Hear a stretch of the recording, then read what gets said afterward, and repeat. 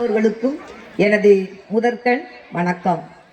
அடுத்து, காஷ்மீர் தோட்டத்தை போல பல வண்ணங்களில் ரோஜாவை, காஷ்மீர்னாலே நம்மளுக்கு ரோஜா ஞாபகம் வரும், அப்படி ரோஜா போல அமர்ந்திருக்கும் மகளிர் என் உடன்பிறவா சகோதரிகள் உங்கள் அனைவருக்கும் சர்வதேச பெண்கள் தின நல்வாழ்த்துக்களை கூறுவதில் பெருமகிழ்ச்சி அடைகிறேன். ஏன்னா நானும் உங்களில் ஒருவர், அப்படிதானே?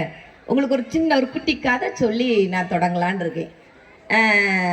இந்த புராண கதையில் சிவபெருமான் காட் ஆஃப் பெரிய காட், அப்படிதானே? அவருடைய மனைவி யாருமா? பார்வதி அம்மா. இவங்க ரெண்டு பேரும் ஒரு நாள் உட்கார்ந்துருக்காங்க. அப்போ அந்த இடத்துக்கு பரங்கி முனிவர், இது புராணத்தில் உள்ள ஒரு கதை தான். அந்த முனிவர் வாரார். முனிவர்னாலே அவங்க ரொம்ப ஆன்மீகத்திலையும் உடலிலையும் எல்லாத்துலேயுமே அவங்க ஒரு பெரிய ஒரு பலனா உள்ளவங்க.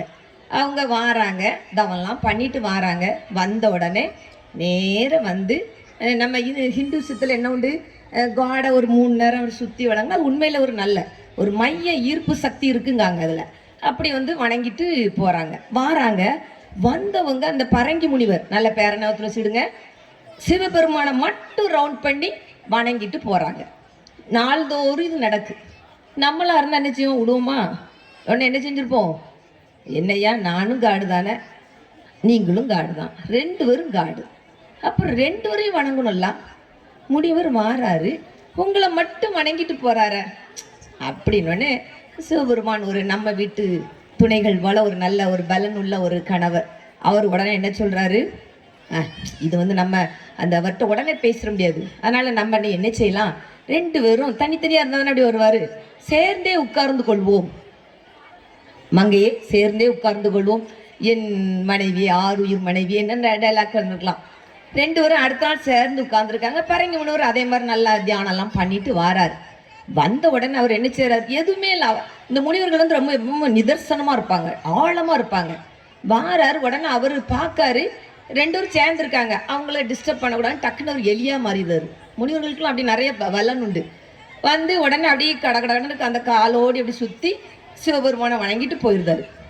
உடனே சிவபெருமானுக்கு ஒரு மனசுல சந்தோஷம், என் பக்தன் எவ்வளவு ஞானமாக இருக்கிறான்ட்டு.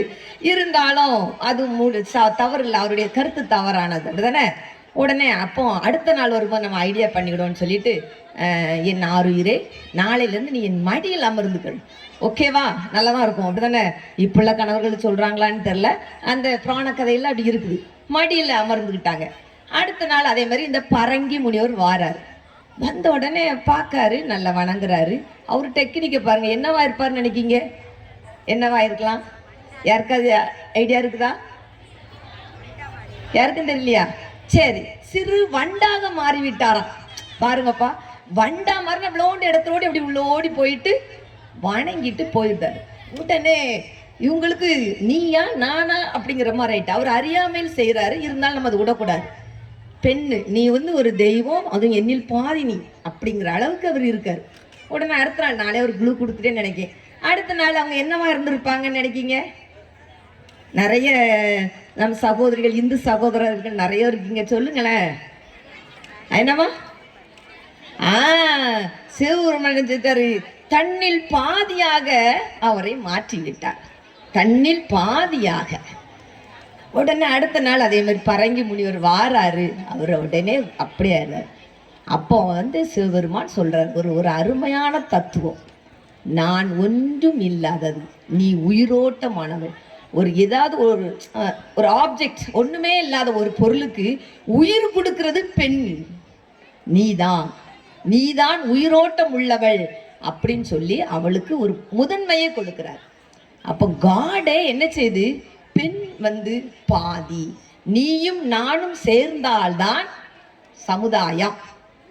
இது உண்மை, இது அந்த காலத்துலதே உள்ளது. நம்புறீங்களா நம்பலையா? நீங்க பாதி தானே, அப்படித்தானே? ஆனா நம்ம என்ன செய்யறோம், சில நேரம் போராடுறேன் இல்ல மக்களே, உங்க மனசுல நான் பாதி, இந்த சமுதாயத்தில் என்னுடைய அங்கம் முழு, அவருக்கு பாதினா எனக்கு பாதி, அந்த இதை மனசுல தைரியத்தை கொண்டாங்க. இதே தான் திருவிவிலியத்திலும் கூறுகிறது. விவிலியத்தில் அருமையா ஒரு வார்த்தை இருக்கு, நீதிமொழிகள் 14:1, புத்தியுள்ள பெண்மணி புத்தியுள்ள பெண்மணி தன் வீட்டை கட்டுகிறாள், புத்தியற்றவளோ அது நினைச்சிரா உடைச்சு போட்டுருவா. அப்ப பெண் வீட்டுக்கும் சரி நாட்டுக்கும் சரி அவள்தான் ஆணுக்கு ஒரு பலமாக இருக்கிறது. உண்மையில் அதுதான். ஆமா, ஆணுக்கு பெண் பலம் தான் அப்படிங்கிறவங்க கை தூக்குங்க பார்ப்போம். என்னடே இல்லையா? எனக்கு தெரிய நான் இந்த ஏரியாவில் உள்ளவதான். எனக்கு தெரிய இதுல இருக்கிற யாருமே சாதாரண பெண்மணிகள் அல்ல, சாதனையாளர்கள். நான் நிறையவரை எனக்கு தெரியும். இதுல 30 வருடத்திற்கு முன்பு நான் பார்த்த பெண்கள், சின்ன ஸ்டேஜில் பார்த்த பிள்ளைங்க இப்ப எவ்வளவு பெரிய ஒரு வளர்ச்சி அவங்களுடைய மனதிலும் உடலிலும் அவர்களுடைய அவங்க பிள்ளைங்க வளர்க்கறதுலே தெரியும். நிறைய சாதனையாளர்கள் இதில் நீங்க இருக்கீங்க. நீங்க அடுத்தவங்களை கண்டு மனம் குமரவே வேண்டாம். நீங்களே சாதனையாளர்கள் தான். ஏன்னா ஸ்கூல்ல நான் பார்க்கல, இப்போ மேடம் சொன்ன மாதிரி 3-7 இங்கேயே உட்காந்துருக்கோம். பிரைமரி லெவலில் நான் உட்காந்துருக்கேன், காலேஜ் லெவலில் மேடம் இருக்காங்க, அதுக்கு அடுத்த ஹையர் லெவலில் டாக்டர் இருக்காங்க. 3 லெவல்ல உள்ளது. ஏன்னா நான் தான் அதுக்கு ஃபவுண்டேஷன் போடுற ஆளு, அப்படிதானே? நான் தான் கீழே ஃபவுண்டேஷன் போட்டு அங்கே அனுப்பணும், அங்கே போய் அதுக்கு அடுத்து தான் அடுத்த லெவல். அப்போ நான் சொல்கிறேன், நிறைய பெண்மணிகள் தன்னில் ஒரு தாழ்வு மனப்பான்மை. என்ன டீச்சர் வீட்டில் இருக்கேன், என்னது சோத்த, அது ஒரு பெரிய, யாரால முடியுமா ஒரு வீட்டை நிர்வகிக்க? வேற யாரால முடியுமா? பெரிய சாதனையாளர்களா? நீங்க எல்லாமே பாசிட்டிவா செய்யுங்க. எப்படி நான் தான் அந்த வீட்டுக்கு ராணி, நல்லா கொண்டு போறேன். ராணினா அதை நம்ம இப்ப தப்பா மிஸ்யூஸ் பண்ணிடுறோம். எப்படி நான் பெரிய ஆளு அப்படிங்கறதுக்காக நிறைய லிப்ஸ்டிக் போட்டு ஒரு லெவல் மேக்கப் பண்ணி நான் போனாதான் எனக்கு அங்கீகாரம் கிடைக்கும் நினைக்க, அது கம்ப்ளீட்டா தவறு. அது ஒரு என்டர்டெயின்மெண்ட் பண்ண வச்சிடலாம், தப்புன்னு சொல்ல மாட்டேன். ஏன்னா எனக்கும் கொஞ்சம் நாம கொஞ்சம் நாலாம் அந்த வீட் கலர்னு சொல்லுவோம், அப்படிதானே? எனக்கு ஒரு ஆசை, கொஞ்சம் ஒரு க்ளோயிங்கா இருக்குன்னு ஆசை இருக்கும். பட் நான் கொஞ்சம் போடலாம், ஒன்றும் தப்பு இல்லை. ஆனா அதுதான் என்னுடைய மெயின் குறிக்கோளா இருக்கக்கூடாது. நீங்க செய்யறதெல்லாம் நான் பார்க்கும்போது நான் 30 வருட காலத்துல என்னுடைய ஸ்கூல் லைஃப் இங்க பிள்ளைங்க இதில் பார்க்கேன். பிள்ளைங்களுக்கு சொன்னா அப்படி ஒரு மேக்கப்ல வராங்க. அப்ப பிள்ளைங்க அழகுதான் ரொம்ப முக்கியம் அப்படிங்கிறது அங்க உணர்த்தப்படுகிறது. அதுக்கு ஒரு காரணம் பெற்றோரே நீங்கள் தான். நீங்க பிள்ளைங்களுக்கு சொல்லி கொடுங்க, பாப்பா அதெல்லாம் ஒண்ணும் இல்லை பாப்பா, நல்ல படி, நீ தாண்டி சாதனை பெண் அப்படின்னு சொல்லி கொடுங்க. ஏன்னா நாங்க பாதி தான் சொல்லி கொடுக்க முடியும், மீதி பாதி நீங்க தான் நீங்க சொல்லி கொடுத்து அனுப்புங்க. அப்படி அனுப்பும்போது அவளுக்கு ஏன் அம்மா, என்னுடைய அம்மா, ஏன்னா நீ அவங்களுடைய ரத்தமும் சதையும். நீங்க சொல்லி கொடுக்கறது ஆழமாக. முதல் ஆசிரியர் யாரு? பெற்றோர் தான், அதுவும் அம்மா தான். நீங்க சொல்லி கொடுங்க. தங்கம் அது இல்லை, என் தங்கத்துக்கு அழகுக்கு முன்னால யாரும் கிடையாது. நீ உன்னுடைய திறமைய கல்வியில் காட்டு. 1ஆம் கிளாஸ் பாடம் 2ஆம் கிளாஸ் பாடம் என்னங்க இருக்கும், ரொம்ப ஈஸி. இப்போ உள்ள பிள்ளைங்க ரொம்ப நாலேஜ், ஆனா அதுக்கு நம்ம வீட்டில் இம்பார்ட்டனே கிடையாது. என்ன காரணம்? நான் பார்த்ததை தான் சொல்லுகிறேன், நான் கண்டதை தான் சொல்றேன். தப்பா அவங்கள, ஏன்னா நீங்க பெரிய சாதனை, சின்ன ஒரு கரெக்ஷன் வச்சுடுங்களேன். நிறைய டிவி சீரியல் செல்லு, அவங்களுக்காக நீங்க கொஞ்சம் அவங்க இல்லாத நேரத்தில் வேணா பார்த்துக்கிடுங்களேன். அந்த பிள்ளைங்க அதை பார்க்கும்போது இப்போ அதெல்லாம் பெருமையா சொல்லுவாங்க, அப்படி ஸ்க்ரோல் பண்ணிக்கிட்டே இருப்பா என் பாப்பா அப்படிம்பாங்க. வேண்டாம் மக்களே, உங்க பிள்ளைங்களுக்கு கல்வியின் முக்கியம், அதனால தடைபடுகிறது. முதல்ல கல்வி தான் ரொம்ப முக்கியம் அப்படின்னு நீங்க சொல்லி கொடுங்க. 2 கண்ணுல யாருக்காவது ஒரு கண்ணு இருந்தா போதும் சொல்றாங்க, கை தூக்குங்க. எனக்கு ஒரு கண்ணு போதும் அப்படிங்கிறவங்க கை தூக்குங்க. 2 கண்ணு வேணுங்கிறவங்க கை தூக்குங்க. 2 கண்ணும், இந்த உலகத்தை காணக்கூடிய 2 கண்ணு வேணும்னு நினைக்கும். அதை விட முக்கியமானது 2 கண்ணு என்னன்னு நான் சொல்றேன். எனக்கு எப்பவுமே அது உண்டு, ஒழுக்கம், கல்வி. ஒழுக்கம் ரொம்ப ரொம்ப ரொம்ப முக்கியம். ஒழுக்கமும் கல்வியும். நம்ம பெற்றோர் நம்ம பிள்ளைக்கு முதல்ல ஒழுக்கத்துக்கு ஒரு முன்மாதிரியா இருக்கணும். கண்டிப்பு, கம்பல்சரி நம்ம இருக்கணும். என்ன பார்த்து என் பிள்ளை வளருவா, நான் அடிச்சு சொல்றேன், என்ன பார்த்து என் பிள்ளை வரும்போது நல்லா இருப்பேன் நீங்க சொல்ற அளவுக்கு தில் இருக்கணும். இருப்பீங்க எனக்கு தெரியும். என்ன நம்ம பெண்கள் சொல்லிட்டு நம்ம இஷ்டத்துக்கு வாழ முடியாதுங்க. இந்த சமுதாயம் அந்த தாளமுத்து நகர் எடுத்தோம், நம்ம வேற எங்கேயும் போண்டாம். இந்த தாளமுத்து நகர் நல்லா வளரணும், அது உங்க கையில தான் இருக்கு. ஏன்னா உங்க வளர்ச்சியை நான் பார்க்கேன். சில ஆண்டு காலமாக தான் நான் அந்த மகளிருக்கு வரேன். எனக்கு வந்து நான் இப்படி கூட்டங்களுக்குலாம் வர்றது எனக்கு ரொம்ப, ஏன்னா எங்களுக்கு கிடைக்கிறதே ஒரு நாள் லீவு தான் இருக்கும், சனி ஞாயிறு. வீட்டில் இருந்துட்டு ஹாப்பியாக இருந்துட்டு வர்றோம் தான். ஆனால் ஒரு 4-5 வருடங்களுக்கு முன்பு நான் வந்த உடனே இந்த இடத்துல ஒரு ஹை பாசிட்டிவ் எனர்ஜியை கண்டேன். உங்க உள்ளத்துல இருந்து ஒரு வரக்கூடிய ஒரு வீரம், ஒரு தன்னம்பிக்கை, அதை பார்த்த உடனே எனக்கு ஒரு ஆசை. இதை பார்க்கும்போது நான் வளருவேன், நான் அப்படி நினைச்சு அந்த இடத்துக்கு வந்தேன். உங்கள்கிட்ட இருந்து பார்க்கேன், என்ன ஒரு சந்தோஷம், என்ன ஒரு உற்சாகம்.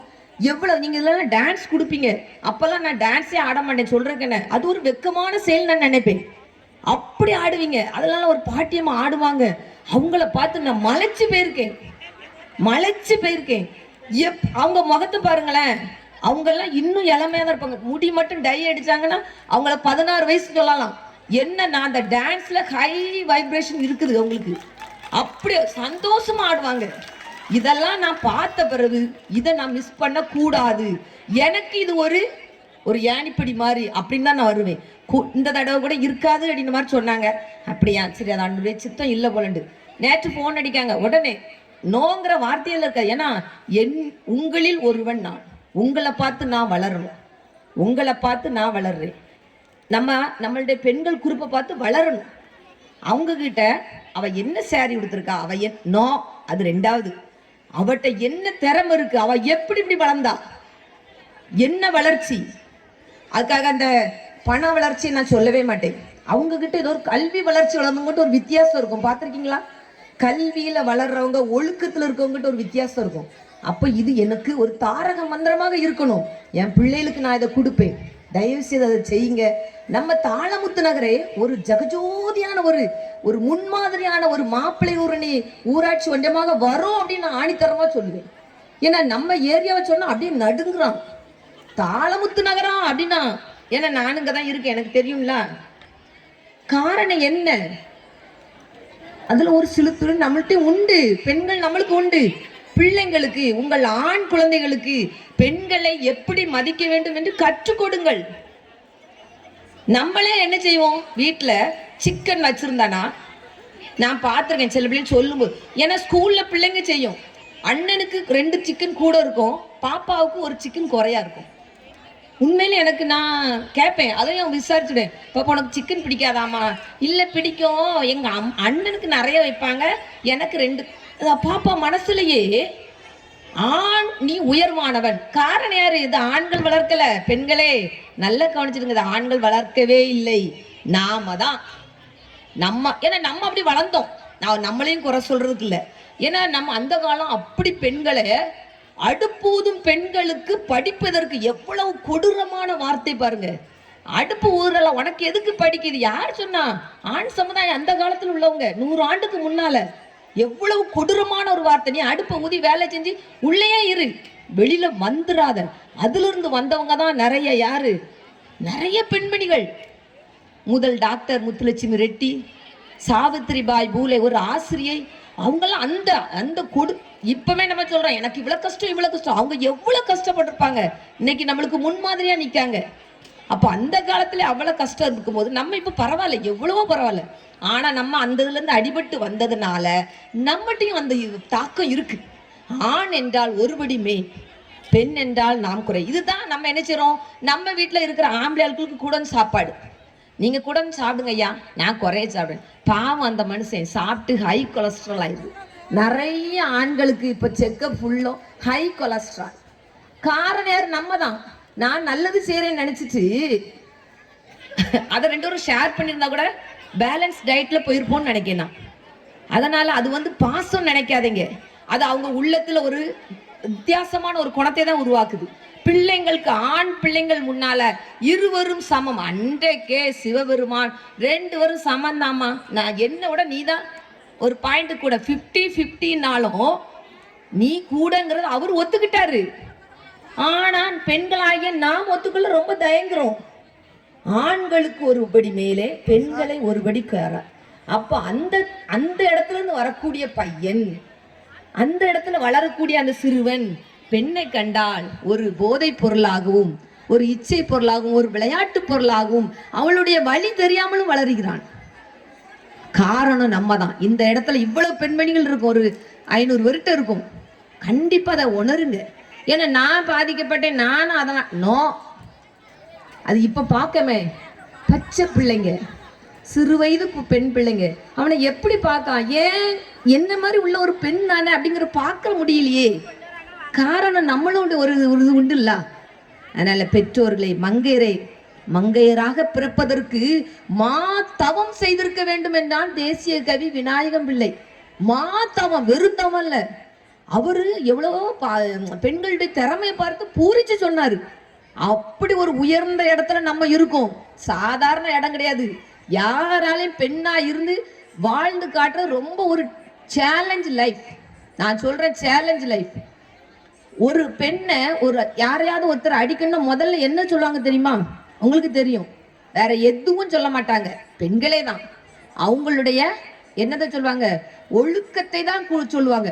உடனே நம்ம சுருண்டுருவோம். அந்த பிள்ளை நல்ல பிள்ளையா தான் இருப்போம். ஏய் அங்க பாத்தியா அப்படி சுருண்டோம்.